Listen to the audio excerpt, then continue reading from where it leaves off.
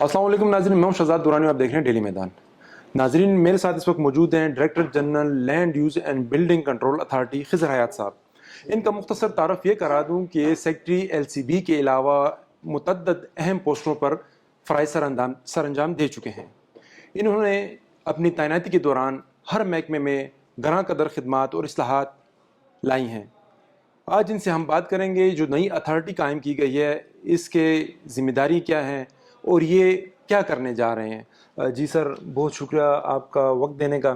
Sir, हमारे नाज़रीन को सबसे पहले ये जो अथॉरिटी कायम की गई है, इसकी ज़िम्मेदारी क्या है और इसके क़याम क्यों ज़रूरी समझा गया? ये नई अथॉरिटी है जिसका नाम है land use and building control authority, short form में इसको कहते हैं लुप्का। ये एक अथॉरिटी की ज़रूरत थी एक सूबे को डिफरेंट चीज़ों को ऑर्गेनाइज करने के लिए। ये अथॉरिटी एक्चुअली दो तीन चीज़ों पे बेसिकली काम करेगी। इसके दो हिस्से हैं, land use and building control authority. जो लैंड यूज़ है उसका काम होगा कि जो हमारी ज़मीनें हैं उसको किस तरीके से इस्तेमाल करनी है। ज़मीनों से मतलब डिफरेंट सूबे में डिफरेंट अजला में जो लैंड यूज़ है उसको किस काम के लिए इस्तेमाल करना है और किस तरीके से इस्तेमाल करना है। और जो बिल्डिंग कंट्रोल है वो तो आपको समझ आ जाएगी बिल्डिंग कंट्रोल के नाम से कि जो नक्शा जात हैं उसको किस तरह तरीके से उस पर क्या बनवाना है और नक्शा जात का कानून क्या होना चाहिए। फिर जो इन दोनों चीज़ों का 2024 में कानून पास हो चुका है। लैंड यूज़ का भी अपना कानून पास हो चुका है और बिल्डिंग कंट्रोल रेगुलेशंस भी। लैंड यूज़ फिर रेगुलेशन जिसको ज़्यादातर लोग साइट डेवलपमेंट रूल्स के नाम से पहले जानते थे, उसके नीचे लोग बेसिकली हाउसिंग सोसाइटियाँ बनाते हैं, वो लैंड यूज़ का कानून है। और बिल्डिंग कंट्रोल रेगुलेशंस का अपना कानून पास हो चुका है जो आपको एक तरीक़ाकार बताता है कि आपने अगर किसी इलाके में घर बनाना है तो उसमें आपने क्या क्या चीज़ें फॉलो करनी है, कितने फुट की दीवारें छोड़नी है साइड पे, कितना एरिया छोड़ना है गुजरने के लिए, किस हद तक का घर बना सकते हैं और उस घर में क्या क्या चीज़ें ज़रूरत होनी चाहिए। इसी तरह फिर आपकी कमर्शियल बिल्डिंग्स का भी काम आ जाता है BCA में, बिल्डिंग कंट्रोल अथॉरिटीज़ में, किस एरिया में कमर्शियल बिल्डिंग्स बन सकती हैं, किस हद तक बन सकती हैं और उसमें क्या क्या ज़रूरियात हैं और क्या क्या होना चाहिए। जब वो नक्शा जमा कराते हैं कि उसमें क्या क्या ज़रूरत है तो वो BCA के लिए काम करेगी। तो बेसिकली ये एक चीज़ों को स्ट्रीमलाइन करने के लिए, एक चीज़ों को प्रॉपरली काम करने के लिए कि मतलब सूबे में हर चीज़ तरतीब से एक डिसिप्लिन में काम कर सकें, तो उसके लिए ये बेसिकली ये बाकी सूबों में लैंड यूज़ का एक अलग इदारा था और बिल्डिंग कंट्रोल का एक अलग। हमारे सूबे में ये सारी चीज़ें TMA ही देख रही थी।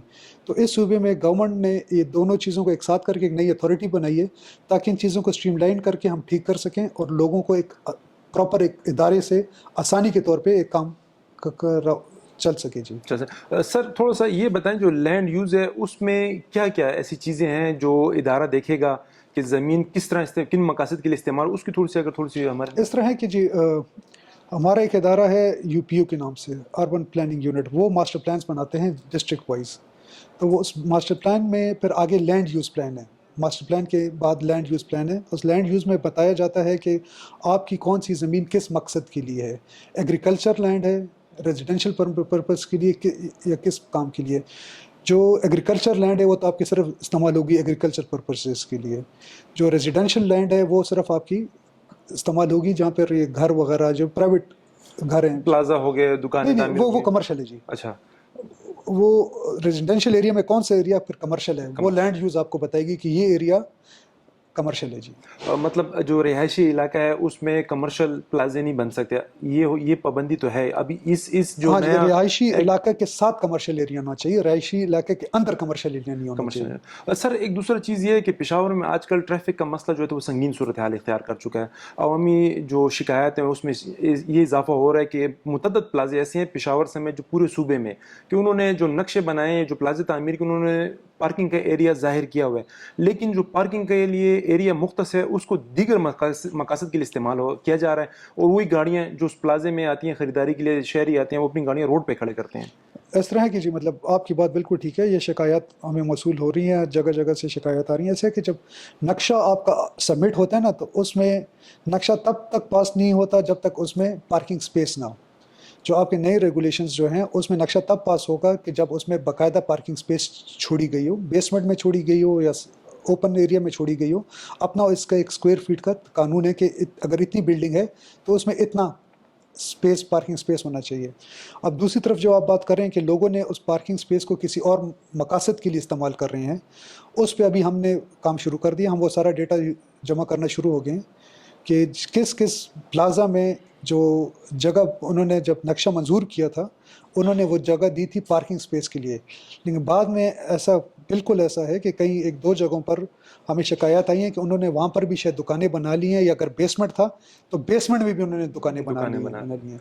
तो सर ये तो हो गया वो जिनके पास स्पेस है लेकिन वो उन्होंने उसमें दुकानें बना ली हैं, दीगर मकासद के लिए इस्तेमाल करें. अब बाज़ प्लाजे ऐसे हैं जिनके पास पार्किंग की स्पेस ही नहीं है, तो उनके खिलाफ क्या इकदाम उठाए जाएंगे? देखें, अगर वो पुराने नक्शे हैं, वो टाइम से पहले के बने हुए हैं, जब वो कानून मौजूद ही नहीं था पार्किंग स्पेस का, वो तो एक और बात है.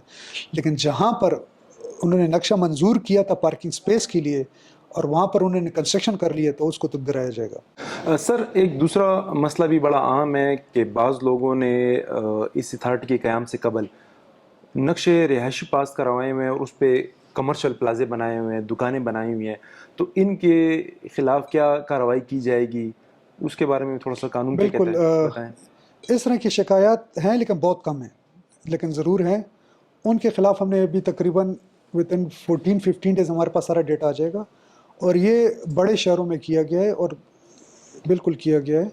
उनको नंबर वन तो अगर बिल्कुल रेजिडेंशियल एरिया के बीच में कमर्शियल बना दिया गया है तो उसको तो हम गिराने की कोशिश करेंगे जी. ठीक. नंबर फर्स्ट प्रायोरिटी जी. सर कुछ रोज़ कबल आपकी एक ख़बर नज़र से गुजरी जिसमें आपने कहा जो हाउसिंग सोसाइटीज़ हैं जो कवायद पे पूरी नहीं उतरती, जो कानून की जिन्होंने खिलाफ वर्जियाँ की हुई हैं, एनओसीज़ नहीं हैं, जो चीज़ें नहीं हैं, उनके ख़िलाफ़ भी कार्रवाई अमल में लाई जाएगी. उनके ख़िलाफ़ कौन सी कार्रवाई अमल में लाई जाएगी, मुस्तक़बिल में उनके बारे में क्या प्लानिंग की जा रही है? इस तरह के जी हमारे पास 7 डिवीज़न है सूबे में. हमने सारी 7 डिवीज़न से रिपोर्ट ले ली है, और हमारे पास जो इलीगल हाउसिंग सोसाइटीज़ का डेटा है वो लोकल गवर्नमेंट की वेबसाइट पे भी मौजूद है. हर जगह हमने, और टीएमएज़ ने, आरएमओज़ ने और लोकल काउंसिल बोर्ड ने अब इश्तिहार भी दे दिए हैं इलीगल हाउसिंग सोसाइटीज़ के लिए. हमारी नंबर वन तो पब्लिक से एक रिक्वेस्ट है कि आप प्लीज़ ऐसी किसी हाउसिंग सोसाइटीज़ में प्लॉट लेने से, अपना कीमती जो आपका पैसा है उसको इस्तेमाल करने से पहले ऐसी जगह पर प्लॉट तब तक मत ख़रीदें जब तक आपको ये कंफर्म ना हो जाए कि जी ये जो हाउसिंग सोसाइटी है वो लीगल है और उसके पास प्रॉपर एनओसी मौजूद है. और नंबर टू, आपने जो बात की, हमने इस वक्त कम अज़ कम मोर देन 260 हाउसिंग सोसाइटीज़ के लिए एफआईआर का वो कर चुके हैं, लेटर मरासला कर दिया, मरासला कर चुके हैं. बल्कि कई जगहों पे लॉन्च भी हो चुकी हैं, कई हाउसिंग सोसाइटी सील भी हो चुकी हैं, और हम उनको रास्ता भी दे रहे हैं. ऐसा नहीं है कि सिर्फ मतलब डंडामारी के काम कर रहे हैं. हमने उल्टा जो ये ये जो हाउसिंग सोसाइटी रूल्स जो हैं 2024 जो पास हुए हैं, उसमें एक सेक्शन 53 और 54 मौजूद है, इलीगल हाउसिंग सोसाइटी को किस तरह लीगलाइज किया जाए. ठीक है. हाँ, और इस पर चीफ मिनिस्टर साहब भी कह रहे हैं कि इनको कोई रास्ता दिया जाए, क्योंकि वंस एंड फॉर ऑल ये सब्जेक्ट इलीगल हाउसिंग सोसाइटी का ख़त्म कर दिया जाए. ठीक हो गया. सर गुज़िश्ता दिनों कराची में एक सानिया रूनुमा हुआ है, एक खस्ता हाल इमारत की गिरी है, उसमें कीमती जानें ज़ाया हुई हैं. तो पेशावर में भी, ख़ास तौर पर पेशावर अंदरूनी शहर के अंदर उसमें जो है तो वो पुरानी इमारतें हैं, 70 साल 100 साल से भी ज़्यादा पुरानी है, तो भी इंतहाई खस्ता हाल हैं. तो किसी वक्त वो भी मुनहदम हो सकती हैं, कीमती जानें ज़ाया. तो इसके सद्देबाब के लिए आप क्या करने जा रहे हैं? देखें, सिर्फ पेशावर नहीं, बेसिकली हम तो बेसिकली अब सब सारों हर कीमती जान, तो पूरे सूबे में हर इंसान की जान बहुत कीमती है जी. तो हम कोशिश कर रहे हैं कि सिंध का ये जो वाक़या कराची में पेश आया, जो ये बिल्डिंग गिरी है, इस तरह का वाक़या खुदा न खास्ता हमारे सूबे में या किसी शहर में इस तरह का वाक़या खुदा न खास्ता पेश ना आए. तो हमने डेटा कलेक्ट करना शुरू कर दिया, और जहाँ पर बिल्डिंग ऐसी हो कि जो गिरने के करीब हो, नंबर वन, तो हम उसको नोटिस इशू करें, वहाँ से जितनी जो फैमिलीज़ हैं उनको वहाँ से शिफ्ट कर सकें, और वही डेटा हम डिस्ट्रिक्ट एडमिनिस्ट्रेशन के साथ शेयर करें ताकि उनको भी पता हो. उनके साथ मिलकर हम इन लोग बिल्डिंग्स को खाली करके इन बिल्डिंग्स को गिराया जा सकता है, या लोगों को कम से कम लोगों को वहाँ से निकाल लिया जाए. क्योंकि ये जो अंदरूनी शहर बिल्डिंग्स हैं, ये सारी बिल्डिंग्स एक बिल्डिंग दूसरी बिल्डिंग के साथ कनेक्टेड है, बिल्कुल जुड़ी हुई हैं, बहुत छोटा वो रास्ता है इनके बीच में. तो हम कोशिश कर रहे हैं नंबर वन कि उनसे इंसानी जान बचाई जा सके, और फिर उसके बाद अगर हो सके तो हम उस सेफली उस बिल्डिंग को गिरा सकें ताकि दूसरी 2 बिल्डिंग्स को नुकसान ना पहुंच सके, मुतासर ना सको. क्योंकि और दूसरा भी हम एक और काम भी कर रहे हैं कि इससे एक स्टेप आगे जा रहे हैं. खुदा ना खास्ता अगर इस तरह के गुंजानाबाद इलाके में अगर आग लग जाए तो उस वक्त उसमें एग्जिट प्लान हम तैयार कर रहे हैं. کہ وہاں پہ اندر سے لوگوں کو نکالا کیسے، کیونکہ جو پرانی بلڈنگس کمرشلس ہیں اس میں جی فائر ایگزٹ پلانس نہیں ہیں، نئے میں تو فائر ایگزٹ پلانس ہیں، پرانی بلڈنگس میں فائر ایگزٹ پلانس نہیں ہیں. تو ہم اس پہ بھی کام کر رہے ہیں کہ اس میں ایگزٹ پلانس کس طرح کیا جائے. مطلب فائر ایگزٹ تو اندر بلڈنگ میں تو نہیں بنایا جا سکتا، خدا نخواستہ اگر لگ جائے تو کیا کیا جائے. اور دوسرا جب یہ ریسکیو والے آتے ہیں تو ان کو بلڈنگ تک رسائی کس طرح دی جائے، کیونکہ فائر بریگیڈس وغیرہ وہ اندر بلڈنگ تک نہیں جا سکتی. تو ابھی اس پہ ہم پلان کر رہے ہیں کہ تاکہ کسی طریقے سے اس چیز کو ترتیب دی جا سکے کہ کسی طریقے سے اگر ہم ریسکیو کر رہے ہیں تو ریسکیو بھی ہو سکے. سر گزشتہ دنوں جو ہے تو چیف سیکرٹری صاحب کی زیر صدارت ایک اعلیٰ سطحی اجلاس تھا، اس میں انہوں نے کہا ہے کہ جو سیاحتی مقامات ہیں اب ادھر جو کنسٹرکشن ہوگی، جو پلازا بنتا ہے یا پارک بنتا ہے، کوئی ہوٹل بنتا ہے، جو بھی بنتا ہے، تو اس کی NOC بھی جو ہے تو لبکا ہی دے گا. بالکل تو اس کے لیے چونکہ وہ ایک ایسے علاقے ہیں وہاں پہ اگر جو بنتا ہے تو وہ باثر افراد ہوتے ہیں، تو وہ پریشر آپ کس طرح مینیج کریں گے اور اس کے لیے کیا کر رہے ہیں کہ آیا جو سانحہ اسوات کا ہوا ایسے سانحے مستقبل میں نہ ہوں؟ دیکھیں، نمبر 1 بات وہی ہے کہ سانحہ تو کہیں نہیں ہونا چاہیے. جیسا سوات کا سانحہ تھا تو وہ تو ہماری ٹورسٹ مہمان تھے جی، مطلب وہ واقعہ جو تھا، لیکن خدا معاف ان کو خدا بخشے اور فیملی کو صبر دے جی. ابھی جو آپ بات کر رہے ہیں کہ آگے جو 2 سٹیپس ہیں ہمارے، نمبر 1 پریشر برداشت کرنا. تو جی مطلب بندہ یہاں تک پہنچتا ہے تو پریشر برداشت کرنا سیکھ ہی جاتا ہے جی. مطلب کس طرح برداشت کرنا ہے، کیا کرنا ہے. اور جہاں تک ابھی آپ نے بات کی کہ سیاحتی مقامات پر NOCs، صرف بات ہوئی کہ جی اگر آپ قانون فالو کریں نا جی، مطلب جو ہمارے جو ریگولیشنز ہیں، اگر آپ صرف اس پہ کام کریں تو آپ کے کام میں بالکل مشکلات نہیں پیش آتی. مشکلات تب پیش آتی ہیں جب آپ قانون سے لیفٹ رائٹ ہونے کی کوشش کریں. اور اگر آپ ابھی بھی پبلک جب آپ کے پاس آتی ہے، اگر آپ ان کو ریگولیشن سمجھا سکیں نا، ایک تو ہمارے ایکچولی ابھی ریگولیشنز جو ہیں یہ پبلک کو پتہ ہونا چاہیے کہ ہماری لوکل گورنمنٹ کی ایک ویب سائٹ ہے، اس میں بلڈنگ ریگولیشنز 2024 موجود ہیں، یہ وہاں سے دیکھ سکتے ہیں. ہمارا جو لبکا کا قانون ہے یہ بھی اس پہ موجود ہے، جو لبکا کس طرح کام کرتی ہے یہ بھی موجود ہے. جو بلڈنگ پلان کے قانون ہے وہ بھی موجود ہیں. جو کہ ہمارے لینڈ یوز کا قانون ہے، جو سائٹ ڈیولپمنٹ رولز جس کو کہتے ہیں، وہ بھی وہاں پر موجود ہے.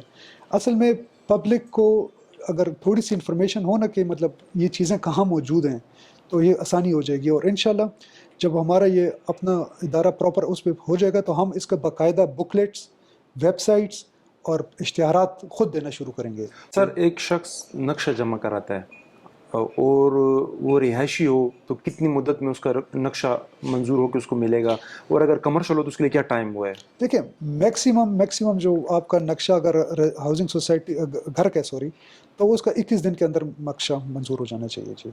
اور ہاؤسنگ سوسائٹی کا جو ہے جی، ہاؤسنگ سوسائٹی کا اصل قانون یہ ہے کہ ہماری جو ڈیلنگ ہینڈس ہے لینڈ یوز کے لیے، اس کی ہماری ڈیلنگ ہینڈس جو ہیں وہ ڈپٹی کمشنر صاحبان ہیں. ٹھیک ہے. مطلب پروسیس تو یہاں سے ہوگا لیکن یہ جہاں سے جائیں گی ڈپٹی کمشنر ان کی کمیٹی ہے، پھر وہاں اور پر جو کمرشل اصل رہائشی کے علاوہ کمرشل ایک ہاؤسنگ سوسائٹی ہوگی، کمرشل نقشہ کے لیے 45 ڈیز جی. 45 ڈیز. ہاں جی جی شکریہ.